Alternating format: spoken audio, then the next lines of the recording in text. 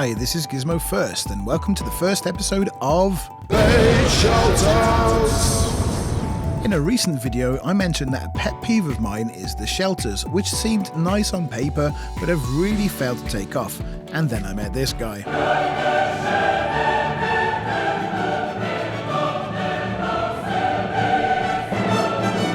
General Germania on PC has spent a lot of time making some knockout interiors, and I managed to grab him for a few words on his process while building.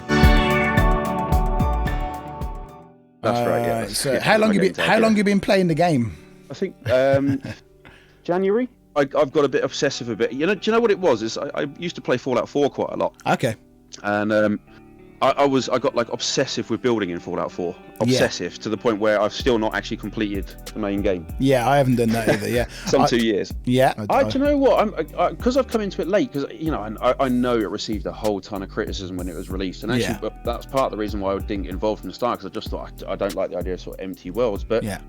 My missus started playing it about 4 or 5 months or so ago, and then she's just like, "You got to get on and try this." If you're a Fallout fan, and if I'm honest with you, it feels very, very close to Fallout 4. Oh no, it is. There's a lot of differences. Yeah, that kind of takes me into really my first question. So you've already kind of answered my first one, which was what got you into shelters and building, which was kind of Fallout 4.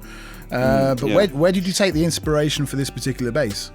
Well, first off, I suppose I need to give a shout out to the usual well-known faces in the building community: Khalil Smooth, Story Sweet Roll, Aquanova. These guys, I watched videos of these builders, and they're just coming up with new stuff all the time. And I saw something with the kind of shoji walls, and I've been meaning to do. So in Fallout 4, I built a whole Japanese garden, a massive kind of retirement village that was built around a big Japanese garden. I really wanted to recreate that here, and I wasn't quite sure about how to go about achieving it. Saw these videos and thought, right, this is the thing, because I don't have the glass.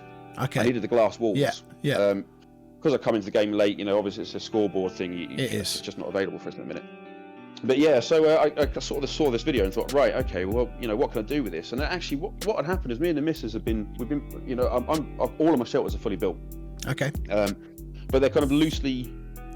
Originally, I started to build with this idea that I wanted to kind of bring like quintessential British architecture to kind of Appalachia. Do you know what I mean? Okay. I wanted to kind of bring Weatherspoons and Wivedale garden centres. So all of my builds are like ye olde museums that you could find in old school towns and old sort of shopping centres from sort of 300 years ago that you find in the Isle of Wight, that sort of thing. Nice. And when the shelters came out, I really wanted to sort of connect them all. But have a proper theme to them. Sure. And I wasn't sure what to do about it. And then we were sort of talking about, connecting this, and we were just generally speaking about kind of Westworld. And I thought, okay, well, actually, I've got all these shelters. Maybe I can do a sort of a tribute to this TV series. And then I remember watching the movie. I don't know if you ever saw Westworld, but then you see Future World, which is a sequel to that. They've got like feudal Japan worlds and things like that. And I thought, well, okay, here we go. Okay. So this actually, the Japanese build is sort of the start of what I want to do is a kind of multi-connected themed shelters that I'm going to put together, where I'm going to have a central hub, which is sort of Delos destinations. Nice. And this will be one of the worlds. So the idea would be that somebody will come and visit your shelter, jump in through, what will probably be the living quarters.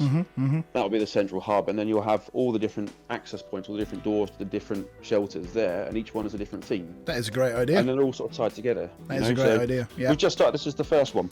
Nice. And then you got to get people coming in and visiting as well, right? So I think at the moment, not a lot of people visit shelters when they're in your camps at the moment. I think a lot of people have kind of given up on them. So what words of encouragement would you offer to people to get into shelter building in its current state?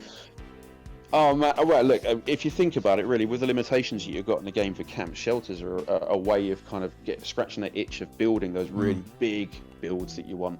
And I know it's instance, but it's a small thing. It's one loading screen. Otherwise, if you think cleverly about it, it actually really expands the opportunities for what you can do with building, just from a thematic perspective. Because each separate shelter is instance, right? It's not one. Is it one? Because I've got to admit to not yet getting into it. Although some people have been encouraging me to, so I probably will. Is it like instance for each separate shelter, or do you have like a build budget? That. Yeah. So you don't have a build budget for all of your shelters. You have a separate building budget for each shelter. Exactly. Yeah. So what were your main difficulties in building it then? What walls did you come up against? Pardon the pun. Yeah. Well, I suppose the biggest problem actually is materials. Okay. It's a bit of a weird one now because there's so much wood in that thing. There's something like 3,500 pieces of wood and then counting. Wow. So I kept running out of wood, which is the bit to stop and go and scavenge. But I suppose from a building perspective, getting my head around the difference between, I mentioned before about the tutorials, so the shoji walls, the kind of Japanese walls. Yeah. The way that you build them in the camps is just slightly different in shelters. It's kind of easier, but you have to be. It's a little bit more twitch responsive. Because you can turn off. Yeah, because you can turn off the snap to rule. Yeah. So basically, the idea is that you start the same way. You build your 2 half walls. Okay. And you stack them, and then you get your flamethrower trap out and you destroy them. Okay. But then what you don't need to do is move any of the foundations. So in some respects, it's easier because you don't have to go through that process. But on the other side of it, when you're moving your foundations in camps, it's precise. You know what I mean? Yeah. Because you can literally slide from left to right. Yeah. So when you're placing without clipping in the shelter, it's very much a question of place it down, check it, replace it, check it, replace it, check it.